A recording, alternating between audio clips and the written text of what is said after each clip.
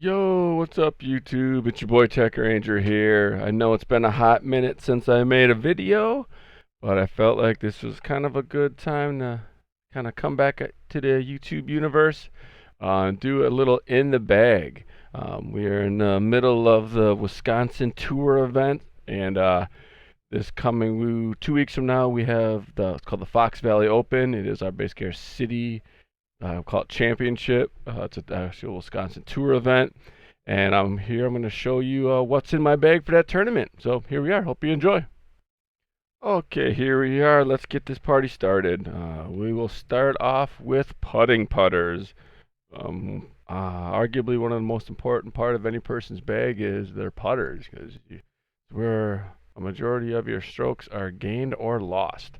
I'm currently putting with P2s. These are the new Discmania molded D-line P2s. For a long time, I putted with the Innova molded P2s. But for whatever reason, I really kind of enjoy this plastic better. It's a little tackier, which I tend to like more in a putter. These are beadless putters. This one here, there's one with a dot, one without a dot. It's the only way I can kind of keep track of them. The one with the dot, this is my main primary putter guy, and one without is more of a long putt, jump putt, the one I might actually throw. Because these are actually very good throwing putters too.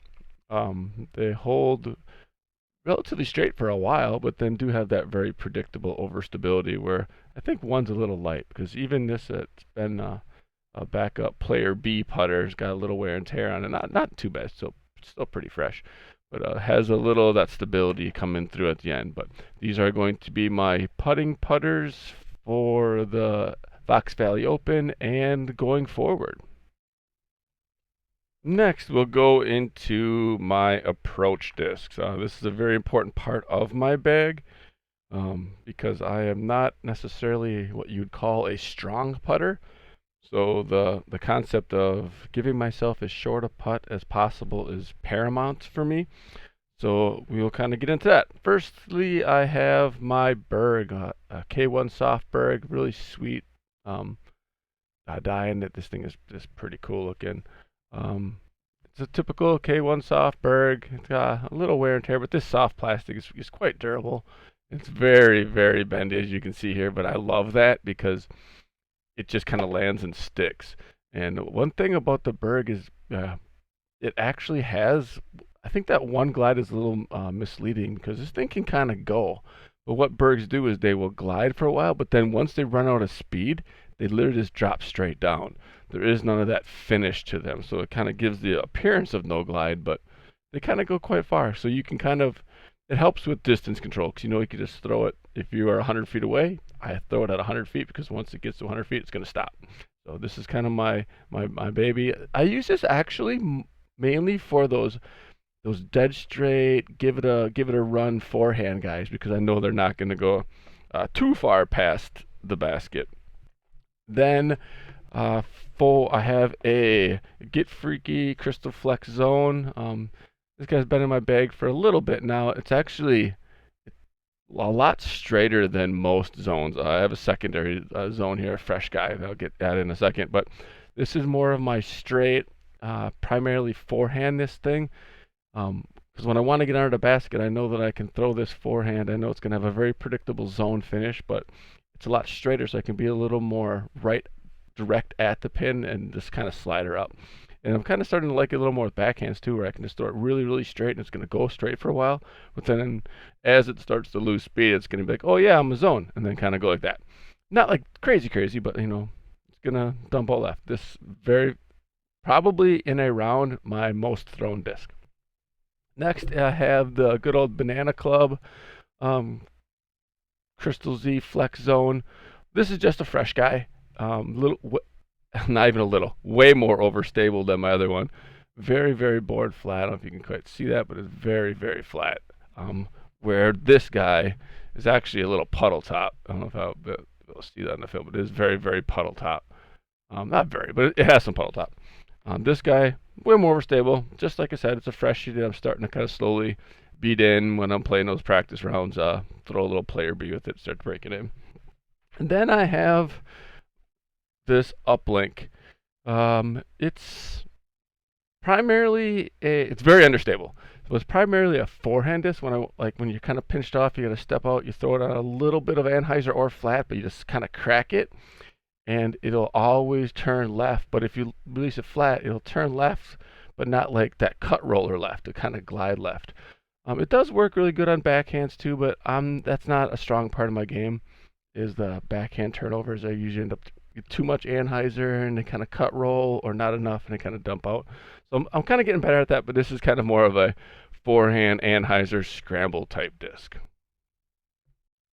All right, next on the agenda is my mid-range. I'm starting to add this more into my game. Still not a super strong part of my game, but I'm kind of working on it. First, we have a first run Razor Claw 1. This is in that vapor plastic, little smiley face guy on it. I did get it from someone, so I had to kind of get rid of their name, but it's kind of fun. Got a little crazy one day, started filling things in, it kind of went wild. But this is a very, very unique Razor Claw. This particular run, it is not like a typical Razor Claw. This thing is extremely straight. I can throw. It doesn't matter whatever angle I put it on, it's going to hold that angle. You hear that people say that a lot. But for a Razor Claw, this is theoretically supposed to fly like my zone. Whoa, just dumped on my disc. But this thing flies so straight and doesn't really have a finish. If you give it enough height at the end, every disc you throw backhand is going to have some finish. That's just called science, just rotational, distribution. But as it beats in more, it's getting straighter and straighter. So I'm really, really liking this disc a lot. Big fan of it. Next is my glow reactor. This thing's been in the bag for a long time.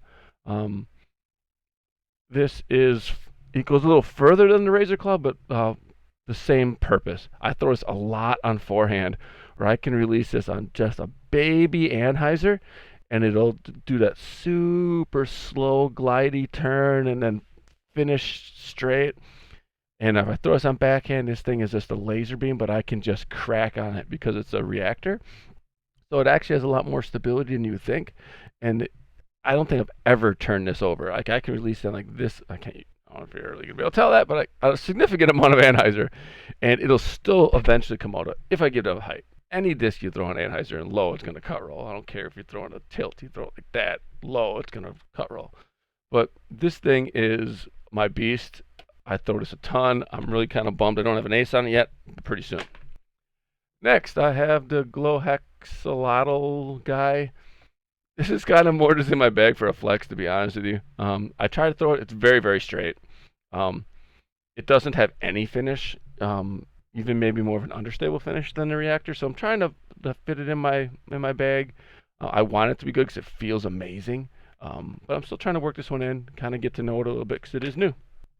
Then I have a old Innova molded MD5. This is a step up from any of my zones when I need to have that. I do throw it both, but it usually gets thrown on a backhand when I need to just kind of throw it flat and know it's going to finish left, but go a little further than my zone. And it's got that beaded. It's like I said, this is the old Innova molded one. Very different than the new MD5s that are out now. It's got a giant big bead on it, which feels amazing the way I throw a forehand. Because I throw a single finger, but I put one on the rim like this. I don't know why. I just what I've always done, and I'm rather proficient at forehand. So why change it? But this is my MD5. More of a very niche disc, but when you want it and you don't have it, it's a bummer. So I keep it in my bag, and it gets pulled out every once in a while. Then I have a Fission Crave. This guy gets a lot of run on certain courses because it's one of those ones I can flick it on forehand with a little anhyzer, and it's a great hyzer flip forehand disc because it's got that 5 glide. I mean, that might even be low. Like, this thing just goes forever. But what I've really found where this disc like saves me a ton is those squirrely lines where you got to do a patent pending. I can just throw this thing dead flat or even a little anhyzer, and for whatever reason, it just comes out of it. I don't know. We went to Highbridge last month, and I don't know if any of you guys have ever played up there, but there's a lot of woods, and you get a lot of wonky lines. Same thing at Northwoods Black. You get a lot of lines that are just funky, and you got to do patent pendings. This thing was a lifesaver. So it's turning more into that hyzer flip forehand, which is a very particular shot. You don't use it all the time, but on woods in the woods, you kind of got to have that. And it's my primary patent pending when I need some distance. Any disc will work for a patent pending if you're close, but like when you need to, like, all right, I'm a ways away, I still got to give this little something, something. That's where this guy comes into play. Okay, next on the agenda is we'll call it fairway drivers, I guess. Hybrids. I'm not sure what I classify this, other than probably my most used, we'll call it range or swath of discs. I will start with my least used and go down to my most used. Um, I have in here an Essence or a Zen 2. This guy is more of a work in progress because, like I said earlier, Anheuser backhands are not my area of expertise. However, I have thrown some of my best backhand turnovers with this disc because I don't know if you can tell, it's very domey. Cover up my guy here. Can't really tell because I'm got a janky little setup here, but very very domey. So if I release this on Anheuser, it's gonna kind of do the cut rolly guy. This is one of those discs, and I think that goes with any Anheuser turnover shot. Is you really have to commit and snap the heck out of this thing. So because if I give this a lot of spin, it will just kind of glide, and depending on the amount of height I give it, will fight back. But I've thrown some of my best Anheisers have been with this shot. So I'm trying to work it in my game. But like I said, it is a work in progress. Next, we have a new, not Discmania molded PD. Also, a very niche disc for me. It's just kind of a cool die too. Kind of got it from, shout out to, if you can see that on here. Dying Bear Disc Golf. He's a local guy I play league with. Done some pretty sick discs. There's another one coming up here that you'll see that's pretty sick too. But this guy is one of those. I don't really use it for forehand, even though I kind of tell myself I'm going to, because I'll just either ease back on a cloud breaker or really jack at FD3, or zone or Firebird. But where I really like this one is in the woods because there's a course around here called Rollin' Ridge, extremely wooded and long. So you can't really throw, or you can, but like if you want to get the fairway, you got to give it some things that got some flight and some speed. But I release this on some Anheuser, and my problem is, like I said, I'm still working on Anheisers. I leave it nose up sometimes too much. But if I do release it nose down and Anheuser, this thing has such a great S line. It turns a little bit, but it's always going to come back because it is a 10403. So it's a PD. So it's going to be a beefy boy for in that fairway cycle. Very once again very niche, but it's one of those things. You have a bag, you have a lot of room, put it in. Okay, next is my Insanity. This guy is another woods disc, but it gets a lot of run for me. It is my favorite hyzer flip backhand disc. It just flips up. I mean, obviously I can't give it like that, but you give it a little, 20 degree or so. It'll flip up and just glide forever and have that reliable comeback. But where I really pump this thing is hyzer flip forehands. When I need to push straight for a long time, but do need it to kind of be a forehand, this is my guy. This guy is gold. I love this guy. A lot of run for me. Okay, I had to pause that here a little bit. Got a little scared. I looked over and I was missing a frisbee that is very, very important to me. But I did find it. So crisis averted. Next is probably my most used utility disc. It's a Splice. It's a newer one. I had another one that was beat in great, but like a bonehead, I kind of did one of those things you throw it and it gets a little under a tree, then you throw your next drive or next shot and you just kind of walk away and leave it under a tree.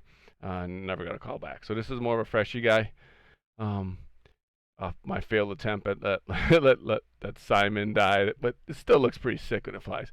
But you need one of these. Just super like absurdly overstable, where you just know you could release it on like a freaking dang near upside down, and it's just gonna come back. This gets a lot of run for me. Especially there's a couple courses around here that require that yank over forehand to kind of peel around trees. But great utility disc. Then I have my three FD3s. I kind of switch sometimes between FD3 and Firebird, but right now on the FD3 train. So we'll go here. This is my primary backhand FD3. Like, you know what FD3s are? They're Firebirds or Raptors, same sort of deal. They all fly relatively similar. They are 9-speed overstable guys, and every person should have them in their bag because they're just extremely reliable. Any kind of wind that I don't want to throw a driver, this guy gets thrown. You just got to have it. This is my backhand one. This is that Color Glow FD3. Big fan of it. This guy is quite literally the backup to this guy. Primarily a forehand. It's very, very flat. Water carries, ones where I do not want to lose this one. I throw this guy. So this is literally a backup or donated to the Mac Fund FD3. It's from the mystery box. I've had a couple other ones that I've tried and they are no longer my bag because they ended up in water or God knows where. So this right now is my primary forehand FD3. Let me see if I cover there. Just got another ace on. I got an ace on it the other day. It's awesome. It's beat in perfectly, where I can just, it's like any FD3 Firebird. You can just throw this as hard as you can with some snap, and it's never going to turn over. You're just not. But it's getting to the point now where I can release this thing flat, and it is going to fly straight and push and then dump. Not like forehand where you throw it and then it stalls and then it comes dang near 90 degrees. This thing, I've really kind of gotten used to the flight where this thing, this is my point and shoot. I'd be lying if I told you a distance 300 up to 300. I know a lot of people give these internet distances. Oh, I throw 450. No, you don't. Or unlikely, or definitely not on a golf line. But on a golf line, I'm throwing this from 250 to 300. I can throw it further if I have the space to do it, but like on a golf line, anything 300 and in, and I have a forehand. How my game works is if there's a forehand line, I'm gonna probably throw it. I'm not gonna force it to be a forehand line, but if I'm between a forehand or a backhand line, I'm gonna throw a forehand just because I feel more accurate. Previous sports background, I like to look at my target. It just is what it is. And like I said, I have a very unique forehand grip where I kind of go like this, where this pinky kind of sits like this versus like this. It's almost like a 3-finger stack. It's weird, but I just feel like I got a lot of control, and I don't sacrifice a lot of power. Because I've tried the 2-finger guy. Yes, it does go further. I'm not gonna lie. This is what it is. It's biomechanics, but not that much that I want to sacrifice the accuracy. So this is my baby. I throw this guy a lot. Oh, and I almost forgot. Honorable mention. This is my 12-time champion Firebird. It's got 3 aces on it, a league ace, a tournament ace, and a casual round ace. And it was my first ever ace, my first ever tournament. So this is a lot of sentimental value. So I don't just throw this willy-nilly. But when it comes to tournaments, I will bring this along because I don't know what it is. This thing likes to go in the basket. I don't know if it's feel or what, but I know exactly how to throw this. And I'm not exaggerating. When I throw this, the likelihood of it landing inside the bullseye or, 15, 20 feet, extremely likely. It's insane. The thing just gets warmed up. And if I want to go at the chains, it likes to hit chains. But I don't want to lose it because it's a really important disc to me. It's my first ever aces and my first ever tournament ace, and it's just got a lot of cool sentimental value to me, especially when I have alternatives like this that I am just as confident in. But tournament play, this is my one where I need to lean on it. That's where I go. So that's honorable mention. Not always in my bag. Okay, now down to distance drivers. The drivers that you probably most people don't need to have, but we all like to carry them because we think we're cool. But I tend to consider myself a relatively long thrower, so I do use these. But it is kind of funny how if you were to get out in a field and you were to throw a 9 speed versus a 12 speed, you'd actually be surprised how they are going to be a lot closer than you expect. But so that being said, we will get into it. We will also go from least used to most used. My fission wave, I used to throw the heck out of this. I had two in my bag and I lost them both. So this is a freshie. It a wave is what it is. I have another wave, but it's a different one. Extremely understable, especially in its fission plastic, and it is 151 grams, so it's super lightweight too. It's like a cheat code for turnovers. Like all I gotta do is throw this thing flat, and it's just gonna turn. Just because of the lightweight, the fission plastic, and the understability of the disc. It's fun because those ones when you just want that big turning throw, but a forehand just ain't gonna get you there. This guy, and like I said, it's not a big part of my game. It's very situational, but there are shots that this is the play. So you got to have it in the bag. Next, we will look at my other wave. This is another wave, but this one is my furthest throwing forehand disc because I can release this thing on a slight hyzer and it'll flip up and push dead straight for a long time. Like this is the one disc that I can throw almost as far as my backhands if I throw it correctly. If I throw it too flat, the understability, because it is a wave, is going to it can turn over. But whatever this plastic is, it's got a little more integrity to it where you can trust that it's going to come back. But I have thrown some absolute smashes with this thing, and plus, it's fun when you walk up and you just see this guy staring at you. Oh, found my frisbee. Just cool. It exudes confidence when I pick it up, like, and it just feels great. Look, it's my forehand guy. My other forehand guy is a Cloudbreaker one. This guy doesn't have as much stand up as my wave, so that's why these two kind of work together. This is one where I need to push it a little flatter. This is like a power hyzer, straight one angle.